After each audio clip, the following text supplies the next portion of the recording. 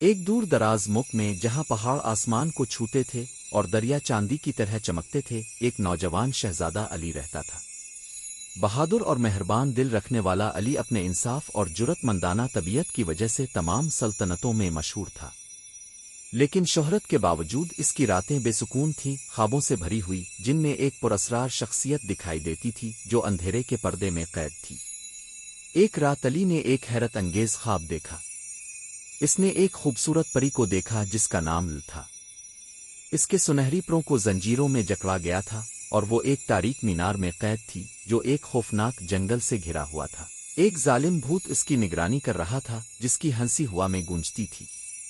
لل کی آنکھوں میں مدد کی درخواست تھی اور وہ سرگوشی میں بولی، صرف تم شہزادہ علی مجھے آزاد کر سکتے ہو۔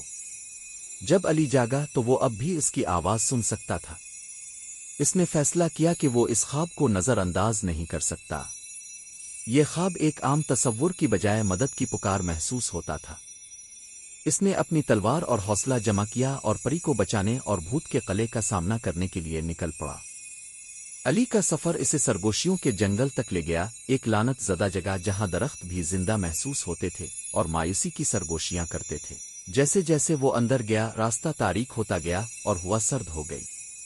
عجیب و غریب شکلیں درختوں کے درمیان حرکت کرتی تھیں اور بھوت نما آوازیں اسے روکنے کی کوشش کرتی تھیں۔ لیکن علی آگے بڑھتا رہا، اس کی مضبوطی اور لل کی مدد طلب آنکھوں کی یاد اسے آگے بڑھنے پر مجبور کرتی رہی۔ جنگل کے مرکز میں اس نے بھوت کا بلند و بالا قلعہ پایا۔ اس کی دیواریں سیاہ پتھر کی بنی ہوئی تھیں اور ایک صد ہوا اس کے دروازے سے ہے کر گزرتی تھی۔ قلعے کے اندر علی نے بھوت کے لگائے گئے بے شمار جالوں کا سامنا کیا۔ سائے زندہ ہو کر خوفناک شکلیں اختیار کر لیتے تھے اور اس پر حملہ کرتے تھے، لیکن علی عام شہزادہ نہیں تھا۔ وہ نہ صرف تلوار بازی میں ماہر تھا بلکہ جادو کے فن سے بھی واقف تھا۔ اپنی جادوئی تلوار اور ماں کے دیے گئے حفاظتی تعویذ کے ساتھ اس نے سائے شکست دے دیے اور مینار کی چوٹی تک پہنچ گیا۔ وہاں اس نے لل کو پایا، اس کے پروں کی روشنی ماند پڑی ہوئی تھی اور اس کی خوبصورتی مایوسی کے پردے میں چھپی ہوئی تھی۔ بھوت نمودار ہوا، ایک خوفناک شکل جس کی آنکھیں خالی تھیں اور آواز گرجدار تھی۔ چلے جاؤ انسان، اس نے گرج کر کہا، یہ پری میری ہے۔ علی مضبوطی سے کھڑا رہا۔ کوئی کسی کی ملکیت نہیں ہوتا، خاص طور پر تم جیسے عفریت کا شکار نہیں، اس نے کہا۔ ایک زبردست جنگ شروع ہوئی۔ بھوت نے طوفان اور دھوکہ دہی پیدا کیے، لیکن علی کی ہمت اور ارادہ زیادہ مضبوط ثابت ہوا۔ ایک آخری طاقتور وار کے ساتھ علی نے اپنی تلوار بھوت کے دل میں اتار دی۔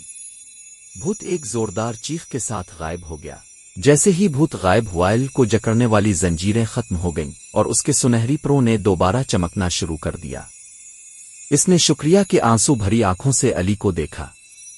تم نے مجھے آزاد کر دیا میرے شہزادے، اس نے نرمی سے کہا۔ میں تمہاری زندگی کی مقروض ہوں۔ علی مسکرایا۔ تمہیں مجھ پر کوئی قرض نہیں، تمہاری آزادی ہی میرا انعام ہے۔ لیکن قسمت کے اور بھی منصوبے تھے۔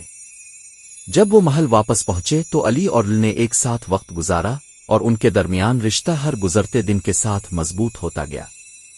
علی نے لل کی حکمت اور مہربانی کی تعریف کی، جبکہ لل علی کی بہادری اور بے غرضی سے متاثر ہوئی۔ ایک روشن بہار کی صبح کھلتے پھولوں کے سائے تلے شہزادہ علی اور لل کی شادی ہوئی۔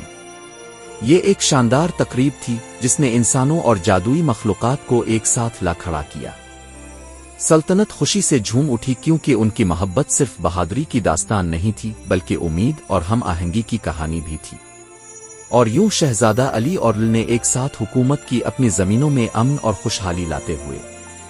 ان کی محبت کی کہانی ایک قیمتی افسانہ بن گئی جو نسلوں تک سنائی گئی کہانی کے طور پر یاد کی گئی، شہزادے کی جو بھوت کے قبضے سے پری کو آزاد کرنے نکلا تھا۔ انہوں نے خوشی خوشی اپنی زندگی گزاری، یہ ثابت کرتے ہوئے کہ ہمت اور محبت اندھیرے کے سب سے گہرے سایوں کو بھی شکست دے سکتی ہے۔